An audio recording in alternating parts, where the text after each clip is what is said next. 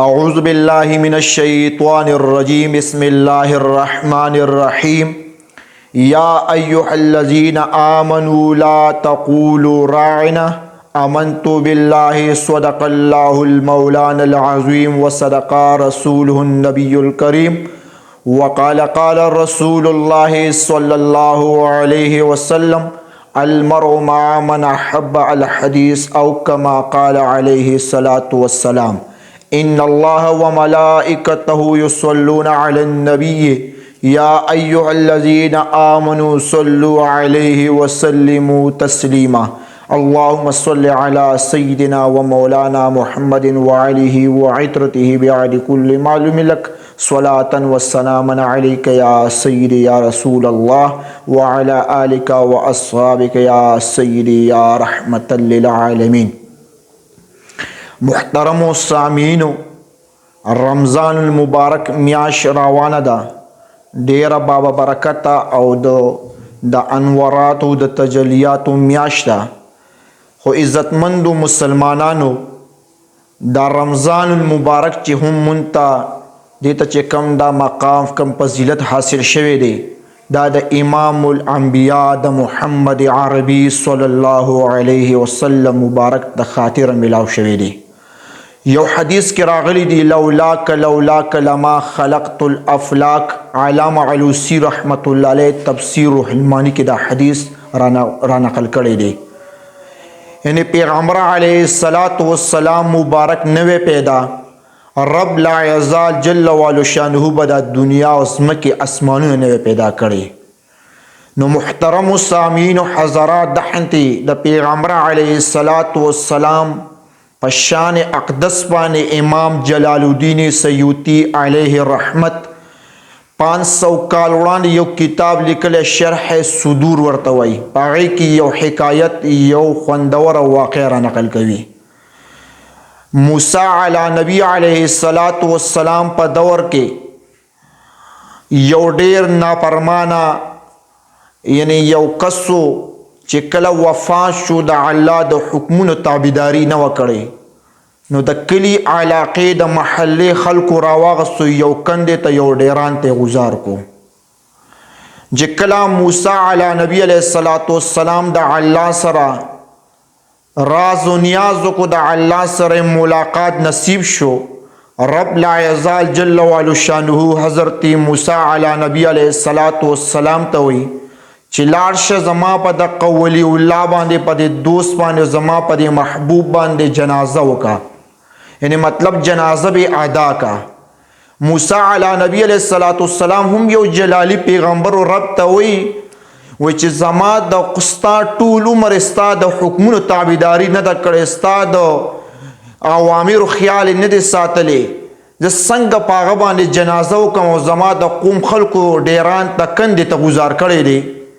رب لا یزال جل والو شانہ موسی علی نبی علیہ السلام ته وی چې لاړ شه د خپل قوم بن اسرائیل ټولو ته ووایه چې دا کم صاحب چې وفات شوی دی دا په یو عمل می بخلی دی چې په تورات کې به کله د جناب محمد عربی صلی الله علیه وسلم مبارک نوم راغلی، نو دا کم چې تاسو ډیران د کندې ته گزار کړی دی، دقه صاحب به چې کله تورات کې تورات سټډي کوم، مطالعه کو، یعنی مطلب تلاوت په کې کو، نو هغه نوم چې به د اوصاف ته نبی کریم علیه السلام چې به رالل، د پیغمبر علیه السلام اسم مبارک چې به کله راللی، نو هغه به راواغستو او زړه ته پورې به ونیو هغه نوم او بیا به په سترګو کې خپل کو.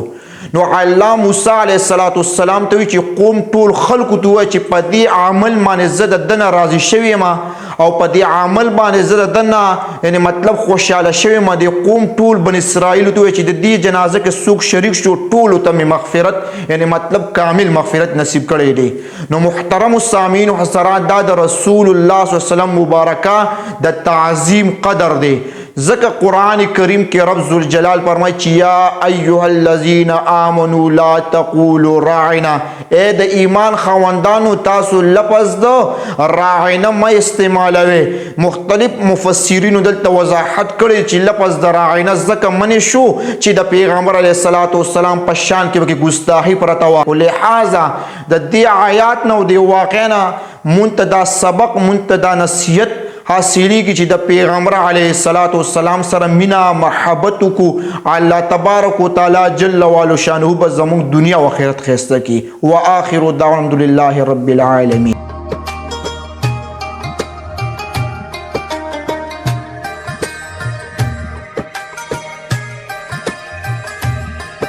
جی ناظرین کرام، دا زموږ سره ډیر محترم محتشم جناب مولانا محمد حسیب رضوی صاحب چې ډېرې ښایسته خوندورې خبرې وکړې.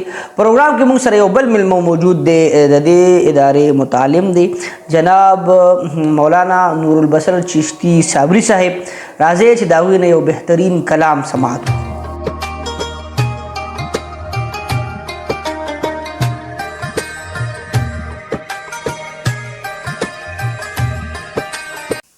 صلی اللہ علیک یا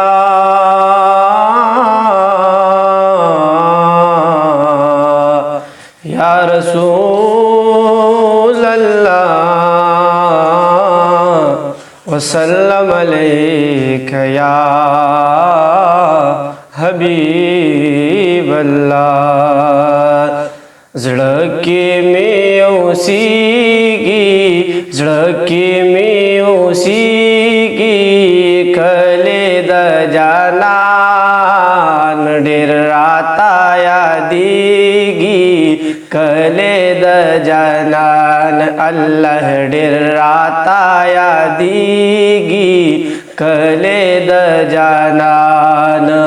زړه کې مې اوسېږي، زړه کې مې اوسېږي، کلي د جانان ډېر راته یادېږي، کلي د جانان الله ډېر راته یادېږي، کلي د جانان.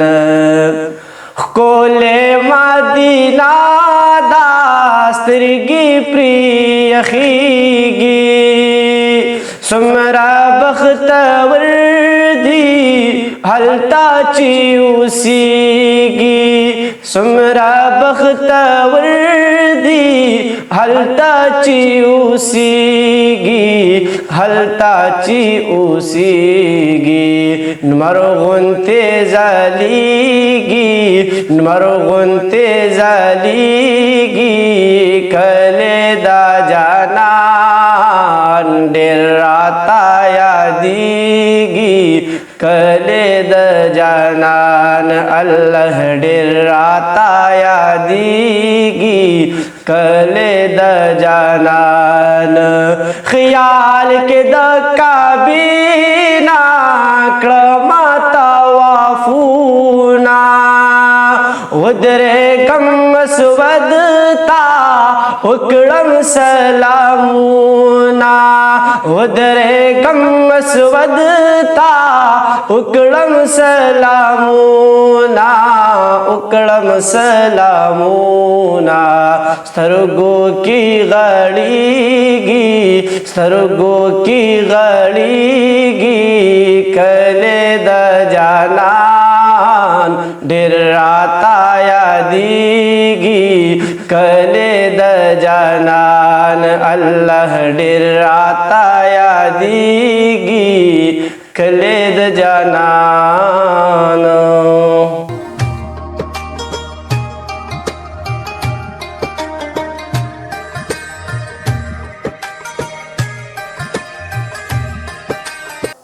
جی ناظرین کرام، یقیناً چې ستاسو به پروګرام خوښ شوي وي.